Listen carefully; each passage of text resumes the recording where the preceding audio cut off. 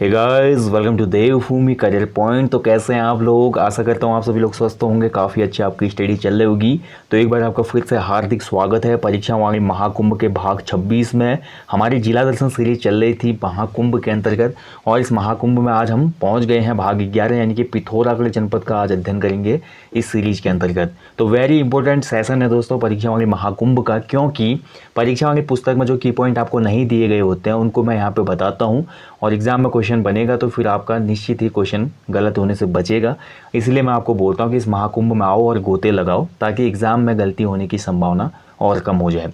तो चलिए आज देखेंगे एक महत्वपूर्ण जनपद के बारे में, एक सीमावर्ती जनपद के बारे में, जिसकी ऐतिहासिक पृष्ठभूमि और अन्य महत्वपूर्ण तथ्यों के साथ इस वीडियो को शुरू करेंगे।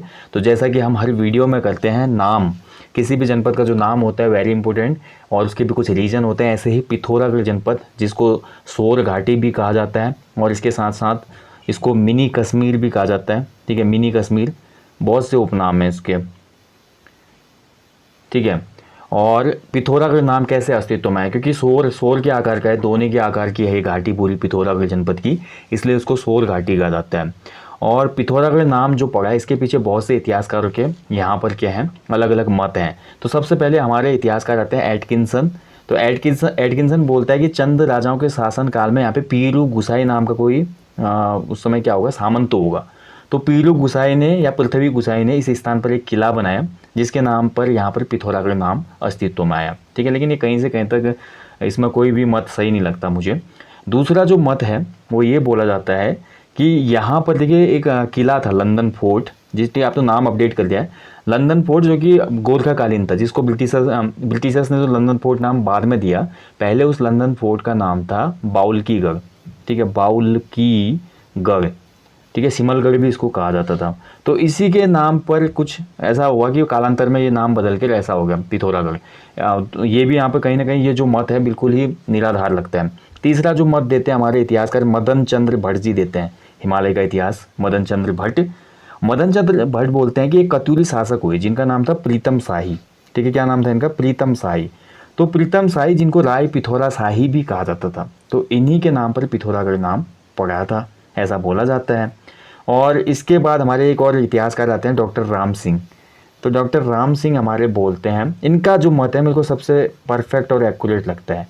राम सिंह बोलते हैं कि गोरखा काल में जो हमारे किले बनते थे उनको गढ़ कहा जाता था। ठीक है, और जो हमारे लड़ाई के किले बनते थे उनको खलंगा कहा जाता था। गोरखा में सैन्य शिविर होता था ना, उसको खलंगा भी बोलते थे।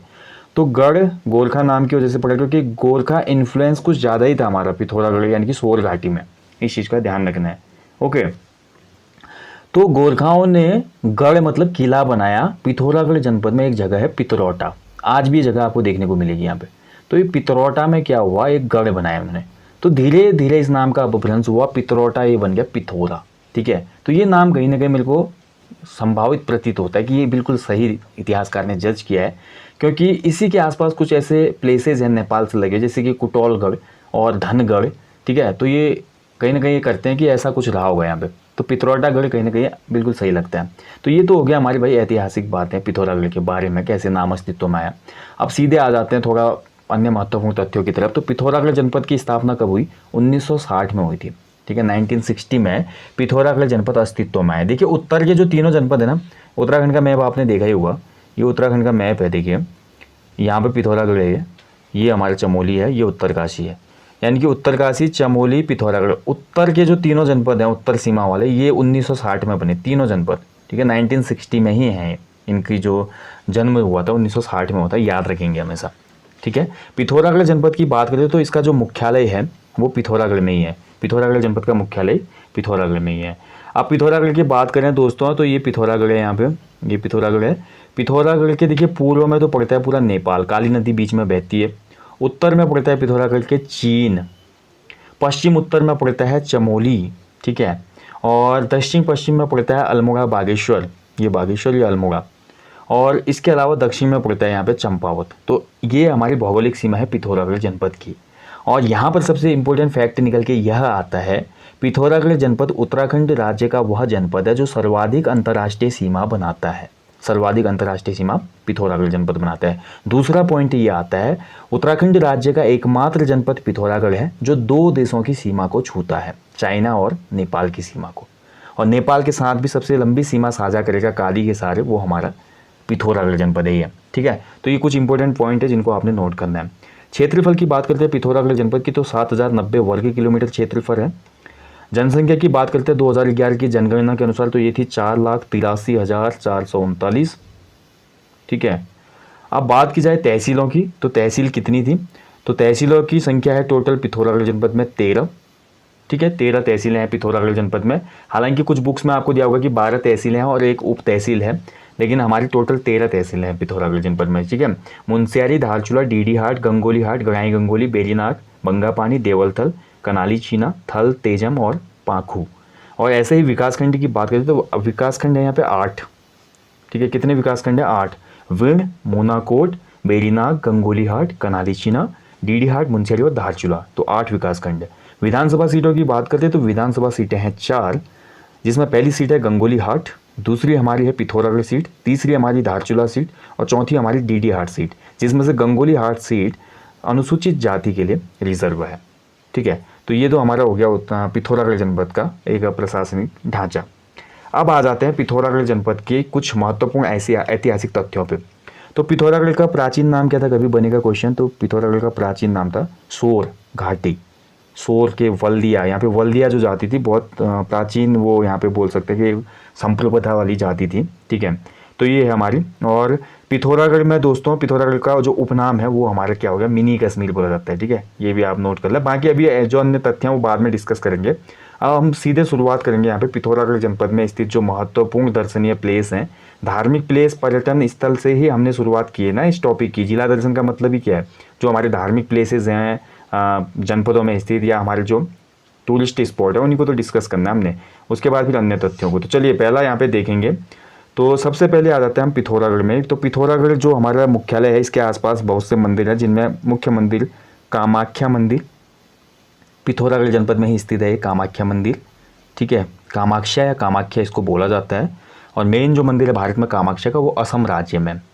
इसके बाद पिथौरागढ़ जनपद मुख्यालय के ही निकट स्थित है हमारा एक और महत्वपूर्ण मंदिर, जिसका नाम है मोस्ट मानव मंदिर, जहाँ पे मोस्ट मानव मेला भी लगता है। मोस्ट मानव मंदिर या मोस्ट मानव मेला ये पिथौरागढ़ जनपद में ही आयोजित होता है, वेरी इंपॉर्टेंट। और पिथौरागढ़ जनपद में ही आपको देखने को मिलेगा उल्का देवी का मंदिर, जो कि काफ़ी प्राचीन है वो भी। और इसके अलावा आपको पिथौरागढ़ के निकट एक सूर्य मंदिर भी देखने को मिलता है, मढ़ का सूर्य मंदिर, वेरी इंपॉर्टेंट। ठीक है, मढ़ का सूर्य मंदिर कहाँ पे स्थित है, पिथौरागढ़ जनपद में ही स्थित है। ठीक है, चलिए अब अन्य मंदिरों की बात करते हैं। तो अन्य मंदिरों में आ जाता है थलकेदार मंदिर। तो थलकेदार मंदिर ये पिथौरागढ़ में ही है, और थलकेदार मंदिर को केदारजीव मंदिर भी कहा जाता है। ठीक है, केदारजीव मंदिर, यानी कि इस मंदिर में जाकर आपका केदारनाथ जाने के बराबर पुण्य माना गया है। ठीक है, ऐसे ध्वज और जयंती मंदिर, ध्वज या जयंती मंदिर ये भी हमारा कहाँ पे है, पिथौरागढ़ जनपद में ही है। नेक्स्ट जो है दोस्तों नकुलेश्वर मंदिर, ये वेरी इंपॉर्टेंट है, पूछा भी गया किसी एग्जाम में, नकुलेश्वर मंदिर। तो नकुलेश्वर मंदिर जो है हमारा, ये खजुराहो स्थापत्य शैली के टाइप का लगता है। और महाभारत काल में बोला जाता है कि नकुल द्वारा शिव मंदिर की यहाँ पे स्थापना की गई थी। पांडवों में जो नकुल भाई था ना, उसने इसकी स्थापना की थी, नकुलेश्वर मंदिर। ओके, अभी मैंने आपको बोला मढ़ का जो सूर्य मंदिर है वो पिथौरागढ़ जनपद में है। इसके अलावा भी पिथौरागढ़ में और सूर्य मंदिर हैं, जिसमें हमारा एक पाभे नामक प्लेस है, यहाँ पे भी सूर्य मंदिर है। और चौपाता का सूर्य मंदिर जो कि डीडीहाट नामक प्लेस में है, चौपाता का सूर्य मंदिर, ये भी हमारे कहाँ पे, पिथौरागढ़ में। ठीक है, इसके बाद बात करते, देखिए पिथौरागढ़ में हमारा एक मेला लगता है चौपखिया मेला, और इसी पर हमारा चौपखिया मंदिर भी है। ठीक है, चौपखिया मंदिर जो हमारा है ये भी पिथौरागढ़ में, और यहीं पे चौपखिया मेला भी लगता है, वेरी इंपॉर्टेंट। कपिलेश्वर मंदिर, कपिलेश्वर महादेव मंदिर, ये पिथौरागढ़ जिला मुख्यालय से थोड़ी दूरी पर स्थित है, कपिलेश्वर महादेव मंदिर। इसके बाद बात करते हैं दोस्तों गुरना माता का मंदिर। अगर आप पिथौरागढ़ से चंपावत के लिए निकलेंगे तो पिथौरागढ़ चंपावत मार्ग में स्थित है हमारा गुरना माता का मंदिर। ठीक है, इसके बाद जैसे गंगोली हाट की तरफ जाते हैं तो वहाँ पर एक फेमस टेम्पल आ जाता है, हाट कालिका मंदिर। हाट कालिका मंदिर तो बहुत ही रहस्यमयी कथाओं से जुड़ा हुआ ये मंदिर। ऐसा बोला जाता है कि रात में मंदिर का गेट बंद कर लिया जाता है और सुबह वहाँ पे बिस्तर वगैरह लगाए रहते हैं पंडित लोग, तो ऐसा लगता है कि देवी आई थी और उन्होंने वहाँ पे विश्राम किया था, ऐसी मान्यता है हाट कालिका मंदिर में। इसके बाद एक मंदिर है जिसको हमारा पिथौरागढ़ जनपद में न्याय की देवी कहा जाता है। न्याय की देवी, ठीक है, न्याय के देवता हमने पढ़ा ना, गोलू देवता।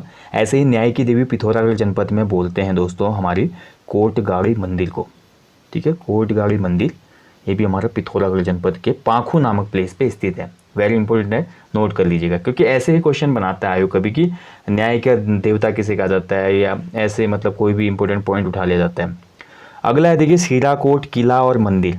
सीराकोट आपने पढ़ा ना, चंद वंश का जो सबसे कुख्यात जेल थी वो सीराकोट थी। यहाँ पे दीपचंद को बंद करा गया था, दीपचंद चंद शासक। और यही सीराकोट पे एक मंदिर भी है टॉप में, जिसको सीराकोट मंदिर में कहा जाता है। ये सीराकोट जेल या सीराकोट मंदिर, इसकी स्थापना किसने की थी, कभी क्वेश्चन आएगा तो भैया ये रेखा राजाओं ने की थी, नेपाल के रेखा राजाओं ने, ठीक है, वेरी इंपॉर्टेंट है। इसके बाद देखिए हमारा एक अन्य महत्वपूर्ण मंदिर है जो कि फेमस है, जिसको हम जानते हैं आपका होकरा देवी मंदिर। होकरा देवी मंदिर, तो ये होकरा देवी मंदिर, यहाँ पे भी अष्टमी, चैत्र अष्टमी वगैरह में बहुत भीड़ रहती है। ये हमारा मेनली जो हमारा पिथौरागढ़ मुंशियारी मार्ग है वहाँ पे आपको देखने को मिलेगा बीच में, ठीक है। बाकी अन्य भी मंदिर है, तालेश्वर मंदिर। तालेश्वर मंदिर काली नदी के तट पर है, तालेश्वर, वेरी इंपॉर्टेंट है क्योंकि मकर संक्रांति के दिन यहाँ पे बहुत भीड़ रहती है और बच्चों को जनेऊ संस्कार और अन्य संस्कार किए जाते हैं यहाँ पे, ठीक है। काली के तट पर है तालेश्वर मंदिर। ऐसे ही हंसेश्वर मंदिर है, हंसेश्वर मठ भी जिसको कहा जाता है, हंसेश्वर मठ भी हमारा पिथौरागढ़ जनपद में ही है। और ये हंसेश्वर मठ भी आपका काली नदी के तट पर ही स्थित है। बहुत से और मंदिर हैं जो कि छोटे छोटे मंदिर है, इतना डिस्कस करना फिर तो बहुत लंबा हो जाएगा, ठीक है, तो इतना यहाँ पे डिस्कस करना आवश्यक नहीं है। इसके बाद देखिए जो हमारा कैलाश मानसरोवर यात्रा होती है वो पिथौरागढ़ जनपद से ही गुजरती है। अंतिम पड़ाव बोल सकते हैं, अंतिम जनपद हमारा मानसरोवर यात्रा का वो पिथौरागढ़ जनपद ही है, ओके। और कैलाश मानसरोवर यात्रा में जो दर्रा प्रयुक्त होता है, लिपुलेख दर्रा, वेरी इंपॉर्टेंट है, कई बार क्वेश्चन बना है। ये लिपुलेख दर्रा हमारे पिथौरागढ़ और तिब्बत के बीच में स्थित है, ठीक है, वेरी इंपॉर्टेंट है ना, आपको याद रखना है। ऐसे ही गबला देवता का मंदिर, हमारा जो भोटिया जनजाति है उनका मंदिर है, गबला देवता बोलते हैं ना, तो इनका जो मंदिर है ये भी हमारा पिथौरागढ़ में ही है। इसके अलावा जो हमारा भोटिया जनजाति है वो देखिए घूरमा नामक देवता की पूजा करती है, वर्षा के देवता होते हैं, ठीक है, आप इसको नोट कर लेना।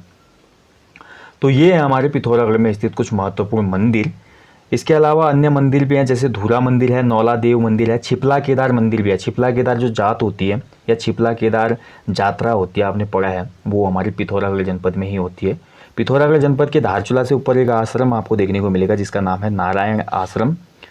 तो बहुत ही रमणीक प्लेस है नारायण आश्रम। इसकी स्थापना हुई थी 1936 में, 1936 में। नारायण स्वामी थे, एक कर्नाटक से एक महात्मा आए थे नारायण स्वामी, और नारायण स्वामी को मौनी बाबा भी कहा जाता था, ठीक है। तो इन्हीं के द्वारा ये नारायण आश्रम की यहाँ पे स्थापना की गई थी। ओम पर्वत देखिए कहाँ स्थित है, तो एक छोटा ओम पर्वत हमारा पिथौरागढ़ जनपद में ही स्थित है, ये भी ध्यान रखेंगे। वैसे तो मेन जो ओम पर्वत है कैलाश मानसरोवर जो कि वर्तमान तिब्बत क्षेत्र में है वहाँ पे है, लेकिन एक छोटा ओम पर्वत हमको पिथौरागढ़ जनपद में भी देखने को मिलता है। पिथौरागढ़ जनपद में जो ताले हैं उनको नोट करेंगे, पार्वती ताल इसमें फेमस है, पार्वती ताल। इसके अलावा देखिए महेश्वर ताल, महेश्वर ताल भी इम्पोर्टेंट है जो कि हमारी मुंशियारी जनपद से ऊपर पड़ती है, ठीक है। तो ये हमारे कुछ ताल हैं पिथौरागढ़ जनपद में स्थित, इनको आप नोट कर लीजिएगा। इसके बाद देखिए एक तपोवन हमारे पिथौरागढ़ में भी है। उत्तराखंड राज्य में अलग अलग जो तपोवन है इन पर मैंने वीडियो दी है आपको, आप यूट्यूब में सर्च करना कि उत्तराखंड में स्थित तपोवन, आपको हमारी वीडियो दिख जाएगी। तो उसमें अलग अलग डिस्ट्रिक्ट में जो तपोवन है वो आपको याद रखना है। तो यहाँ पर पिथौरागढ़ जनपद में भी एक तपोवन है, ठीक है। नेक्स्ट प्लेस की बात करते हैं दोस्तों, हमारा मुंशियारी। मुंशियारी बहुत ही फेमस हिल स्टेशन है, ठीक है। तो मुंशियारी को जोहार घाटी भी कहा जाता है, जोहार घाटी, जोहार घाटी वेरी इंपॉर्टेंट है। और जो जोहार शब्द की उत्पत्ति है इसमें बोलते हैं हमारे इतिहासकार बी डी पांडे कि जोहार मतलब ज्या मतलब पृथ्वी यानी नदी, ठीक है, इससे रिलेटेड इसको माना जाता है। मुंशियारी का जो प्राचीन नाम था वो था तिकसेन, तिकसेन, ठीक है। और मुंशियारी जो नाम है मुनि का सेरा, यानी कि यहाँ पे ऋषि मुनियों का डेरा रहता होगा। अच्छी जगह है, खूबसूरत प्लेस है, हिमालय के नज़दीक है, पंचाचूली के निकट है, मिलम ग्लेशियर के निकट है। तो यहाँ पे तपस्या वगैरह करते होंगे ऋषि मुनि, इसलिए इसको मुनि का सेरा यानी कि मुंशियारी कहा गया। तिकसेन इसका प्राचीन नाम है, हिमनगरी भी इसको कहा जाता है। मुंशियारी के निकट ही आपको देखने को मिलते हैं दोस्तों, हमारा मुंशियारी के निकट आपको एक बुग्याल देखने को मिलेगा, खलिया टॉप बुग्याल, खलिया टॉप बुग्याल, वेरी इंपॉर्टेंट, ठीक है। बहुत से टूरिस्ट आते हैं तो नाम पे रहता है इसका। तो क्वेश्चन निकल के आ सकता है कि खलियाटॉप बुग्याल कहाँ पे है। तो ये हमारा ट्रैकिंग के लिए प्रसिद्ध बुग्याल है, मुंशियारी में स्थित है। पिथौरागढ़ मुंशियारी मार्ग में ही आपको पिथौरागढ़ मुंशियारी मार्ग में ही उत्तराखंड राज्य का सबसे ऊंचा झरना देखने को मिलेगा, विर्थी फॉल। विर्थी फॉल राज्य का सबसे ऊंचा झरना है, ध्यान रखेंगे, जिसकी हाइट है 126 मीटर, 126 मीटर ऊंचा ये झरना है, जलप्रपात है, और इसको भेलछड़ा जलप्रपात भी कहा जाता है। ठीक है, तो ये मुंशियारी पिथौरागढ़ मार्ग पे स्थित है। और दूसरा जो झरना बनेगा हमारा, दूसरा झरना जो है वो वसुंधरा प्रपात है उत्तराखंड में। ठीक है, लगभग 120-21 मीटर है वो, जो कि चमोली जनपद में, इतना आप नोट कर लीजिएगा। बाकी दोस्तों अन्य महत्वपूर्ण तथ्यों की अगर बात करते हैं, एक कुंड है यहाँ पे बहुत ही, माहेश्वर कुंड भी हमारे मुंशियारी तहसील में, माहेश्वर कुंड। ठीक है, ये मुंशियारी में ही स्थित है। और इसके अलावा देखिए हमारा एक इम्पोर्टेंट प्लेस है, एक हथिया देवाल। एक हथिया देवाल कहाँ स्थित है? तो ये हमारा थल में स्थित है। ठीक है, एक हथिया देवाल थल में स्थित है। ये वही थल है जिस पे गाना बना है, थल की बाजार, आपने कई बार सुना होगा। तो देखिए रामगंगा और बाल्टी नदी के संगम पर हमारा दोस्तों ये बलतीर गांव है, एक बलतीर गांव में स्थित है हमारा एक हथिया देवाल। बोला जाता है कि इस एक हथिया देवाल की जो रचना की थी वो किसी मिस्त्री के द्वारा की गई थी, लेकिन रात में की गई। तो रात में करने की वजह से क्या हो गया, दक्षिण मुखी बन गया शिवलिंग, इसके कारण यहाँ पे पूजा नहीं होती और इसकी हालत जर्जर हो चुकी है। ठीक है, और चंद शासन काल के दौरान ये बाज बहादुर चंद का के टाइम पीरियड पे बना हुआ देवाल है। एक हथिया एक ही हाथ से बनाया गया, लेकिन रात में बनाने की वजह से थोड़ी गलती हो गई। जैसे हमने चंपावत में पढ़ा था ना, एक हथिया नौला था चंपावत में और 9 ढूंगा घर था, तो ऐसी ही रचना है भी। कैलाश के एलोरा मंदिर से इसकी कंपैरिजन किया जाता है, वेरी इंपॉर्टेंट है, ये भी नोट कर लेना। कभी क्वेश्चन बनेगा कि ये हमारा उत्तर भारत का एकमात्र रॉक टेम्पल है, यानी कि एक ही पत्थर पर उकेर के बनाया गया है एक हथिया देवाल को। बड़ी सी चट्टान नहीं होती, उसको काट काट के ही मंदिर बनाया गया। मैंने इस पर भी वीडियो दी थी, एक हथिया देवाल है हमारी प्लेलिस्ट में, आप सर्च कर लीजिएगा। मैंने विजिट किया था बहुत पहले, तो मैंने देखा था वो मंदिर। ठीक है, नागर शैली में बनाया और एक ही चट्टान पर बनाया है, इसलिए इसको रॉक टेम्पल बोलते हैं और एलोरा मंदिरों से इसकी तुलना की जाती है। ठीक है, बाकी अन्य महत्वपूर्ण तथ्यों की बात करते हैं। तो बाकी देखिए पिथौरागढ़ जनपद में एक ऐतिहासिक प्लेस है भाई, इसको कैसे मिस कर सकते हैं हम। अस्कोट एक प्लेस है जहाँ पे राजवंश रहा, पाल वंश, जो कि कत्यूरियों की ही एक शाखा थी। पाल वंश की स्थापना अभय पाल ने की थी, वेरी इंपॉर्टेंट। और ये अस्कोट राजवंश चलते रहा, हालांकि ये मांडलिक राजा थे। ठीक है, ये टैक्स देते थे उसमें तत्कालीन चंद शासकों को, और उधर से शांति रखने के लिए नेपाल के शासकों को भी टैक्स देते थे। बीच में था ना, क्योंकि अस्कोट क्षेत्र हमारा पिथौरागढ़ और हमारा धारचूला जो काली नदी आती है, इसके लगभग लगभग सामने सबसे पहले अस्कोट क्षेत्र ही पड़ता है, तब जाके हमारे गोरखा जो आक्रमणकारी है वो पिथौरागढ़ तक पहुँचते। तो सेंसिटिव प्लेस पे था, तो दोनों जगह से टैक्स देना पड़ता था अस्कोट के राजाओं को। और दूसरा, अस्कोट के जो राजा थे वो कत्यूरी शासक थे, ध्यान देंगे कत्यूरियों की ही एक शाखा थी, क्वेश्चन पहले बन चुका है। अस्कोट राजवंश के खिलाफ एक आंदोलन भी हुआ, अस्कोट की जो राजशाही थी उसके खिलाफ आंदोलन हुआ था, वेरी इंपॉर्टेंट है, 1924 में, जिसको अस्कोट आंदोलन भी कहते हैं, इसको आप नोट कर लेना। ठीक है, अभी हमने एक हथिया देवाल की बात की। एक हथिया जो देवाल है थल में, एक हथिया देवाल के निकट ही हमारा एक मंदिर और है। ठीक है, बालेश्वर नाम का मंदिर, जिसको बाज बहादुर चंद ने ही बनाया था, बालेश्वर। अब देखिए एक बालेश्वर तो हमारा कहाँ है, चंपावत में। क्वेश्चन कैसे बनेगा, हमारे पिथौरागढ़ जनपद स्थित बालेश्वर मंदिर किसने बनवाया था? तो बालेश्वर जो प्राचीन मंदिर था वो तो बोला जाता है कि अशोक चल्ल ने बनाया था, ये पॉइंट भी है। प्राचीन बालेश्वर मंदिर अशोक चल्ल ने बनाया था, लेकिन बाद में इसका जीर्णोद्धार किसने करा, बाज बहादुर चंद के टाइम पीरियड पे हुआ था। ओके, तो एक बालेश्वर मंदिर हमारे पिथौरागढ़ में भी इस चीज़ का ध्यान रखेंगे। अस्कोट में ही देखिए अभी नाम आ गया, तो अस्कोट में हमारा अस्कोट वन्य जीव विहार, अस्कोट वन्य जीव विहार जो कि कस्तूरी मृग के संरक्षण के लिए प्रसिद्ध है, और 1986 में इसकी स्थापना हुई थी। ठीक है, अस्कोट वन्य जीव विहार। अस्कोट का देखिए बोलते हैं बहुत से इतिहासकार कि यहाँ पे 80 कोट थे। 80 कोट मतलब 80 छोटे छोटे गढ़ होंगे, क्षेत्र होंगे, ठीक है, राजा के पास, तो इसलिए इसका नाम पड़ा अस्कोट। ऐसे ही देखिए डीडी हाट में एक मंदिर है दोस्तों, जल देवी का मंदिर। जल देवी का मंदिर कहाँ स्थित है, तो ये डीडी हाट में है, इसको भी आप नोट करेंगे। ठीक है, बाकी अन्य महत्वपूर्ण तथ्यों की बात करते हैं, तो इसमें अगला जो तथ्य आएगा हमारा थल की बाजार, नोट कर लेना, क्योंकि उत्तराखंड से देखिए मैंने लास्ट टाइम भी बोला था बहुत से क्वेश्चन बाजार से बन रहे हैं। जैसे पिछली बार ही क्वेश्चन बन गया था ना, कौन सा क्वेश्चन था वो, लाल कुर्ती बाजार कहाँ स्थित है, तो ऐसे कभी भी बाजार पूछा जा सकता है। इसके बाद देखिए गंगोली हाट एक फेमस प्लेस है हमारा, पिथौरागढ़ जनपद का। यहाँ पर गंगोली राजा भी थे, मणकोटी राजा, हम पढ़ते हैं ना जब इतिहास पढ़े थे, जब उत्तराखंड की धरती में 1050 के आसपास क्या हुआ था, बहु अराजकता का काल चला था, उसमें गंगोली के मणकोटी राजा भी चरम पे थे। बाद में फिर चंद शासकों से युद्ध होता है, हार जाते हैं, मर्ज हो जाता है फिर चंद शासन में ही इस राज्य का। तो गंगोली हाट भी बहुत ही एक हम बोल सकते हैं ऐतिहासिक प्लेस रहा। गंगोली हाट को प्राचीन मानस खंड में शैल देश कहा गया है। क्या कहा गया है? शैल देश, वेरी इंपॉर्टेंट है। देखिए गंगोली हाट को मानस खंड में शैल देश कहा गया है। यहाँ पर आपको जमणकोट का किला और मंगलकोट का किला देखने को मिलेंगे।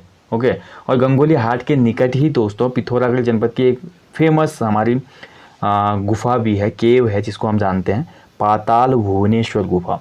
पाताल भुवनेश्वर गुफा, पाताल रुद्रेश्वर तो हमने पढ़ा कहाँ पे, चंपावत में है, और पाताल भुवनेश्वर गुफा गंगोली हाट के निकट है। इसके अलावा यहाँ पे इसके साथ अन्य गुफाएं भी हैं, ठीक है, पाताल भुवनेश्वर गुफा, स्वधम गुफा, ठीक है, साहिल गुफा, बहुत सी गुफाएं यहाँ पे आपको देखने को मिलेंगी।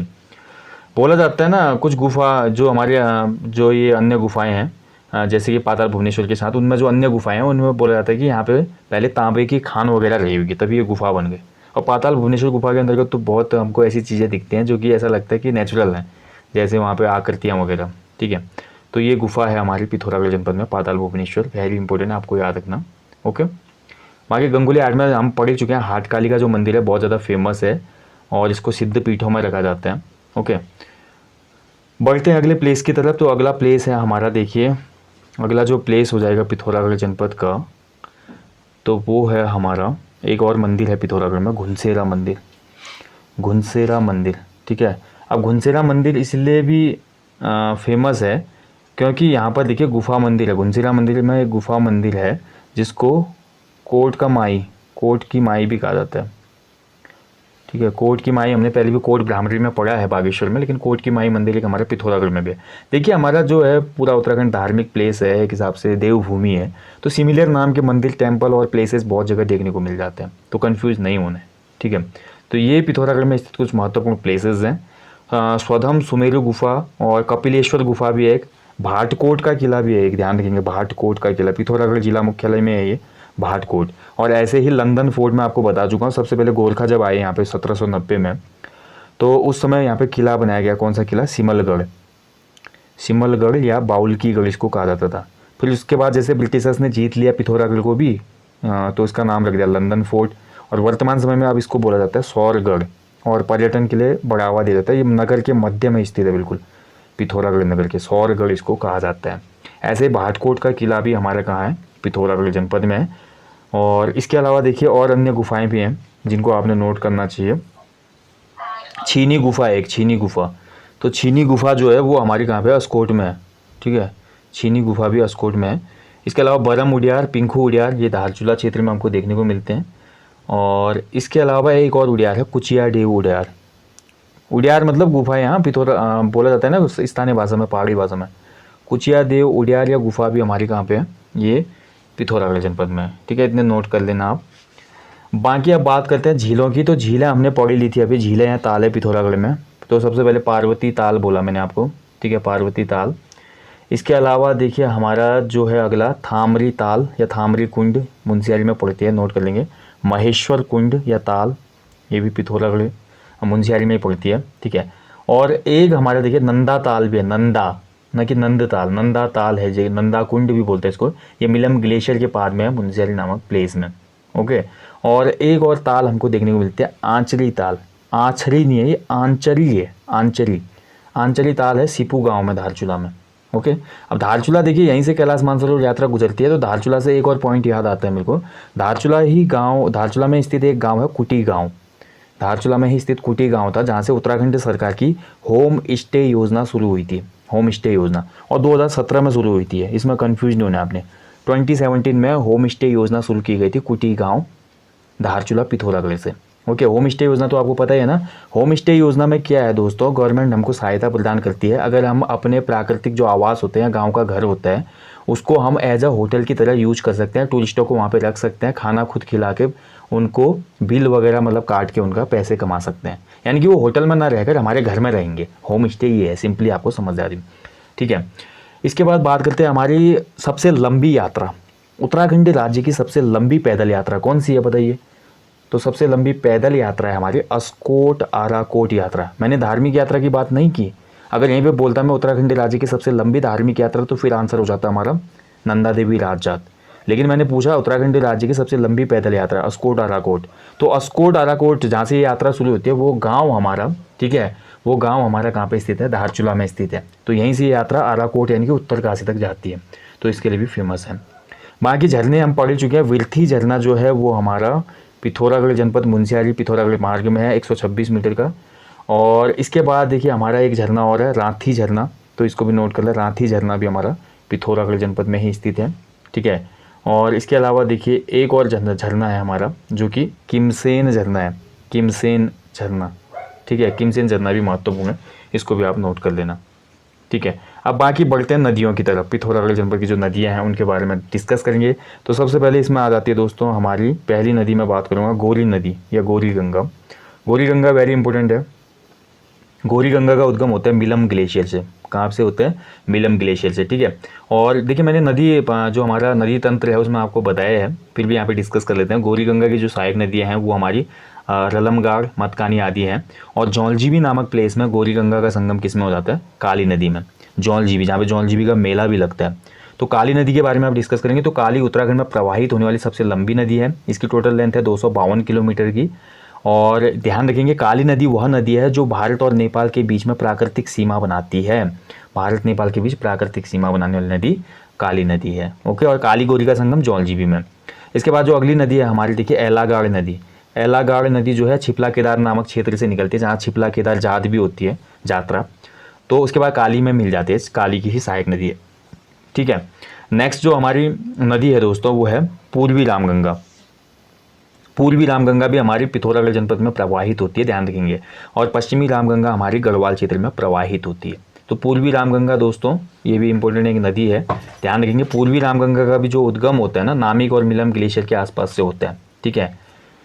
बाकी अगली जो नदी है वो भी महत्वपूर्ण है, पूर्वी धौली गंगा। पूर्वी धौली गंगा ये भी देखिए पिथौरागढ़ में है, कुमाऊं में है। पश्चिमी धौली गंगा हमारी विष्णु गंगा वो हमारी चमोली में है, गढ़वाल में। तो पूर्वी धौली गंगा कहाँ से निकलती है? दारमा घाटी से, दारमा वैली, ठीक है। दारमा वैली हमारी यहीं पे है, ध्यान रखेंगे, वेरी इंपॉर्टेंट। चौदास वैली भी हमारी कहाँ पे? पिथौरागढ़ जनपद में ही है। आपने एक क्वेश्चन पढ़ा होगा ना दर्रे वाले में, ब्यास और दारमा घाटी को कौन सा दर्रा मिलाता है? तो सिनला दर्रा मिलाता है। अभी हम डिस्कस करेंगे इसके बारे में भी। तो पूर्वी धौली गंगा दोस्तों तवा घाट में हमारी काली नदी से मिल जाती है। पूर्वी धौली गंगा हमारी कहाँ पे? तवा घाट, यानी कि खेला गांव है यहाँ पे। खेला गांव में किससे संगम बनाते हैं? काली नदी से, ओके। इतना डिस्कस हो गया। इसके बाद हमारी कुछ महत्वपूर्ण परियोजनाएं हैं पिथौरागढ़ जनपद की, जो कि है धौली गंगा जल विद्युत परियोजना 280 मेगावाट की है ये।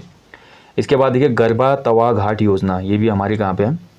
पिथौरागढ़ जनपद में ही है। नेक्स्ट एक परियोजना और है, आप नोट कर लेंगे इसको, तालेश्वर परियोजना, जहाँ पे तालेश्वर मंदिर भी है। तालेश्वर परियोजना, छड़नदेव परियोजना, ये सभी हमारी पिथौरागढ़ जनपद में है।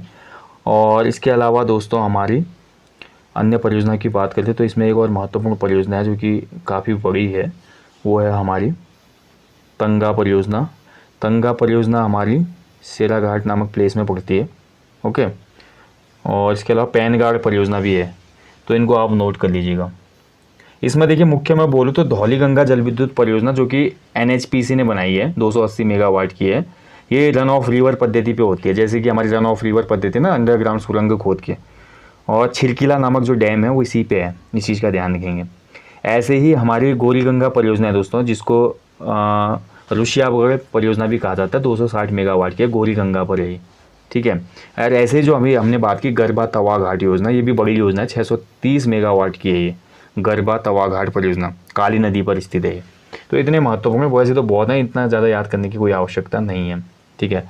कूला नदी है, कूला गाड़ भी हमारी पिथौरागढ़ जनपद में। गाड़ नदियाँ भी पूछ लेता है, लास्ट टाइम पूछा था ना वीडियो या वीपीडीओ के एग्जाम में। जुआरी क्या है उत्तराखंड में? जुआरी भी एक छोटी सी नदी है उत्तराखंड में, ठीक है, ध्यान रखेंगे, ऐसे क्वेश्चन भी बन जाते हैं। चलिए अब बात करते हैं पिथौरागढ़ जनपद के महत्वपूर्ण ग्लेशियर कौन कौन से हैं, वो ग्लेशियर देख लेते हैं। तो सबसे पहले इसमें नाम आता है भैया, सबसे पहले ग्लेशियर में कौन सा आ जाएगा? मिलम ग्लेशियर। मिलम ग्लेशियर बहुत बड़ा ग्लेशियर है जो कि पिथौरागढ़ में स्थित है। रालम ग्लेशियर, नामिक ग्लेशियर, ठीक है। इसके अलावा काला पानी ग्लेशियर, काला पानी ग्लेशियर, ठीक है। पॉइंटिंग ग्लेशियर वेरी इंपॉर्टेंट, ठीक है, पॉइंटिंग ग्लेशियर। और इसके अलावा देखिए हमारा पॉन्टिंग ग्लेशियर हो गया, सोना ग्लेशियर, सोना ग्लेशियर भी हमारे पिथौरागढ़ जनपद में है। कालबलंदा ग्लेशियर, कालबलंदा ये भी पिथौरागढ़ जनपद में है, ठीक है। और पिनौरा ग्लेशियर, पिनौरा ग्लेशियर, इतना हमको याद रखना है, ये भाई क्वेश्चन बनता है, ठीक है। ऐसे ही पंचाचूली पर्वत शिखर कहाँ पे है? पंचाचूली, पंचाचूली जो पर्वत शिखर है वो पिथौरागढ़ जनपद में ही स्थित है। ध्यान के मुंशियारी के सामने दिखाई देती है पंचाचूली चोटी। ओके, बाकी दर्रे भी हैं पिथौरागढ़ में बहुत से। पिथौरागढ़ चीन के मध्य दारमा दर्रा हो गया, लेवी दर्रा हो गया, ऊटा जयंती दर्रा हो गया, मानसा लंपिया दर्रा हो गया, लिपुलेख दर्रा हो गया, ठीक है। लिपुलेख दर्रा बहुत महत्वपूर्ण है जो कि कैलाश मानसरोवर यात्रा में प्रयोग होता है। और इसके बाद देखिए पिथौरागढ़ चमोली के मध्य भी दर्रे हैं, बाराहोती, मारचयोग, टोपी ढूंगा, लातूधुरा। और पिथौरागढ़ के कुछ हमारे स्थानीय दर्रे हैं जैसे कि जयंती धुरा दर्रा, धारमिला दर्रा, नामा दर्रा। मांगना दर्रा चमोली में, नामा उसका उल्टा, नामा दर्रा हमारे पिथौरागढ़ जनपद में, ठीक है। दारमा और व्यास घाटियों को कौन सा दर्रा जोड़ता है? अभी मैंने क्वेश्चन किया था, दारमा प्लस व्यास घाटी, इनके बीच में जो दर्रा गुजरता है उसको बोलते हैं हमारा कौन सा दर्रा? सिनला दर्रा, सिनला दर्रा। पिथौरागढ़ और चंपावत के बीच में कौन सा दर्रा है? तो लास्पा दर्रा है, ठीक है। ऐसे ही पिथौरागढ़ बागेश्वर के मध्य कौन सा दर्रा है? तो ट्रेल दर्रा है, ट्रेल पास, वेरी इंपॉर्टेंट है। ट्रेल पास कब ढूंढा गया था? 1830 में, बागेश्वर वाले में पढ़ चुके हैं हम। पिंडारी कांडा भी बोलते हैं इसको, पिंडारी कांडा, ध्यान रखेंगे। बात करते हैं पिथौरागढ़ जनपद में स्थित जो प्रमुख बुग्याल हैं कौन कौन से हैं। बुग्याल भी हैं यहाँ पे बहुत से, ठीक है। तो इसमें देखिए सबसे पहले जो बुग्याल आता है नामिक बुग्याल, नामिक बुग्याल। अभी मैंने आपको मुंशियारी में बताया खलिया टोप बुग्याल, खलिया टोप बुग्याल भी कहाँ पे है? पिथौरागढ़ में। छिपला कोट बुग्याल, छिपला कोट बुग्याल, ठीक है। रहाली बुग्याल, लड़ी पांगती बुग्याल, लड़ी पांगती बुग्याल, थाला बुग्याल, थाला बुग्याल, ध्यान रखेंगे। और दारमा बुग्याल, दारमा वैली भी है यहाँ पे, बुग्याल भी है। धनिया बुग्याल, धनिया, धनिया सब्जी होती है ना, धनिया सब्जी में डालते हैं, वो धनिया नाम का बुग्याल भी है यहाँ पे। बरम बुग्याल और छियालेख बुग्याल, ये हमारे पिथौरागढ़ जनपद में स्थित कुछ महत्वपूर्ण बुग्याल हैं। ओके, इतना आप नोट कर लेना, बहुत ही इंपॉर्टेंट है, इतना तो कम से कम नोट करना है। तो ये पिथौरागढ़ की हमने बहुत सी भौगोलिक चीज़ें भी देख ली और ये पर्यटन स्थल भी देख लिए। देखिए मैं हमेशा बोलता हूँ इसके अलावा भी देखिए कुछ पॉइंट रह जाते हैं तो आप लोग उनको कमेंट कर दीजिए ताकि मैं पिन कर दूंगा, ठीक है। इतने ही यहाँ पे दिए गए हैं पॉइंट। हाँ, रामेश्वर नामक एक मंदिर है हमारा, रामेश्वर, वेरी इंपॉर्टेंट है। देखिए सरयू और पूर्वी रामगंगा का जो संगम होता है ना, रामेश्वर में होता है वो, और यहाँ पर रामेश्वर टेम्पल भी है और जहाँ पर मकर संक्रांति को विशाल मेला लगता है, ये इंपॉर्टेंट है, याद रखिएगा, ठीक है। और थलकेदार हो गया, हाँ बेरीनाग रह गया। देखिए बेरीनाग या बेनीनाग, ध्यान रखेंगे, बेरीनाग या बेनीनाग। ओके, तो ये हमारा पिथौरागढ़ जनपद में ही है। बेरीनाग में चाय के बागान आपको देखने को मिलेंगे। चौकोड़ी जो प्लेस है ये भी काफ़ी खूबसूरत प्लेस है, यहाँ से आपको हिमालय की विहंगम चोटियाँ साफ दिखेंगी सामने। और चौकोड़ी में इतनी अच्छी क्लाइमेटिकल कंडीशन है कि वहाँ पे चाय की खेती बहुत अच्छी होती है। और चौकोड़ी के ही थोड़ा आगे आपको कस्तूरी मिल्क फार्म भी दिखता है, ठीक है, जो कि हमारा कोटमन्या नामक प्लेस में है। तो ये हमारा हो गया है। देवल समेत जो मंदिर है हमारे 22 गाँवों के जो लोग हैं ये देवल समेत मंदिर करते हैं दोस्तों, ठीक है। चैतौल भी कहा जाता है इसको, ध्यान रखेंगे। और हाँ, पिथौरागढ़ जनपद है और हम बात न करें हिल जात्रा की, ये कैसे हो सकता है? हिल जात्रा कृषकों का त्यौहार है, हिल जात्रा कृषकों का त्यौहार है पिथौरागढ़ जनपद में। और ये मुखौटे लगाकर इसमें क्या किया जाता है, अलग अलग यहाँ पे संवाद किए जाते हैं, ठीक है, मुखौटे लगाकर। और इसका जो फेमस कैरेक्टर होता है ना वो लखिया भूत होता है, लखिया भूत और बैल होते हैं इसमें, ठीक है। तो ये हिल जात्रा नामक उत्सव भी कहाँ मनाया जाता है? पिथौरागढ़ जनपद में। और ये हिल जात्रा नेपाल की देन है, ठीक है। ये बेसिकली कहाँ से आया है? नेपाल से आया है ये उत्सव। और ये किस पे आधारित है? कृषकों पे आधारित, ठीक है, इतना नोट करेंगे, वेरी इंपॉर्टेंट है ये। चलिए बाकी अन्य महत्वपूर्ण तथ्यों की बात करते हैं पिथौरागढ़ जनपद के बारे में। जैसा कि मैंने आपको बताया, पहले मैंने बोला था कि फिर बाद में बात करेंगे ऐतिहासिक तथ्यों पे, अब उन्हीं ऐतिहासिक तथ्यों को डिस्कस करेंगे। कभी क्वेश्चन ये बनता है कि उत्तराखंड की धरती में, उत्तराखंड की धरती में आज़ादी की अलख किसने जगाई थी? तो वो प्रयागदत्त पंत थे। प्रयागदत्त पंत को ही उत्तराखंड की धरती में पहला स्वतंत्रता आंदोलनकारी माना जाता है, यानी कि जिन्होंने आंदोलन की अलख जगाई, ठीक है, प्रयागदत्त पंत, वेरी इंपॉर्टेंट है। इसके अलावा देखिए अन्य महत्वपूर्ण पॉइंट्स में बात करते हैं। 1912 में जोहार घाटी की हमने बात की ना मुंशियारी में, तो वहाँ के राम सिंह पांगती एक व्यक्ति थे, राम सिंह पांगती। राम सिंह पांगती ने 1912 में हमारा आर्य समाज से प्रभावित होकर जोहार उपकारिणी समिति बनाई थी। जोहार उपकारिणी समिति वेरी इंपॉर्टेंट है। जोहार उपकारिणी समिति कब बनी थी? 1912। किसने बनाई? राम सिंह पांगती ने। ओके। और इसके अलावा देखिए हमारा एक महत्वपूर्ण पॉइंट है, पिथौरागढ़ जनपद में 1857 की क्रांति के समय क्या हुआ था, जो कुली बेगार प्रथा थी वो बंद हो गई थी।